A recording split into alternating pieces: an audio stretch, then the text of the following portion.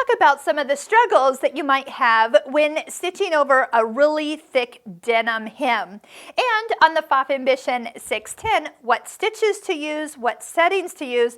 And do you know you have a handy dandy tool called a multi-purpose tool that will help you over those really thick seams? So I'm going to kind of first simulate just a regular seam, and then I'm going to turn up the edge. So I'm going to just sew a regular seam, nothing fancy here, but then I'm going to talk about when we do actually fold this up. So we would open it, we would press it, but then when you're ready to actually do that hem at the bottom of a project, so usually you're turning it once and you're turning it a second time. So right here, this is where a lot of things happen. Number one, there's 9 layers of denim at this point. That's a lot to ask a machine to go over.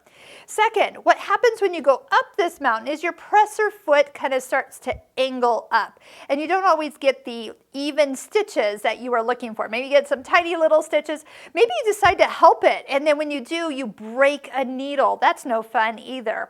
And maybe on the way down off of this hem is you get one long stitch, and then it just looks like you made it yourself, and it doesn't look good at all. So first off, the needle needs to be a denim needle. That's a sharper needle than say a universal needle. Another thing to do is don't sew from this side of your fabric, flip it over. For a prettier looking seam, always sew from the top. A top stitch needle is sometimes talked about. That's why they call it a top stitch needle, because you sew from the top. Also, too, a default stitch length of a straight stitch is 2.5 millimeters. So the thicker it gets, those tinier the stitches become, because it has to go through all the layers. It can't go as forward as much as it was when there was less layers. So the key first is to start by lengthening out your stitch length. 3 minimum, sometimes I'll go just to 3.5. And then I do utilize our needle stop down feature. So when I get close to this seam and before I use the tool, the machine is going to stop with the needle in the fabric, because I'm going to lift the foot up next. So as the foot is kind of angling up, now I do have the IDT in, and tell you the truth, I could just probably power right over this, no problem. But I'm going to show you if this was even thicker, because some denims are much thicker than this one. What you're going to do is you're going to lift up the presser foot. You'll notice on the tool, there's a thinner side and a thicker side.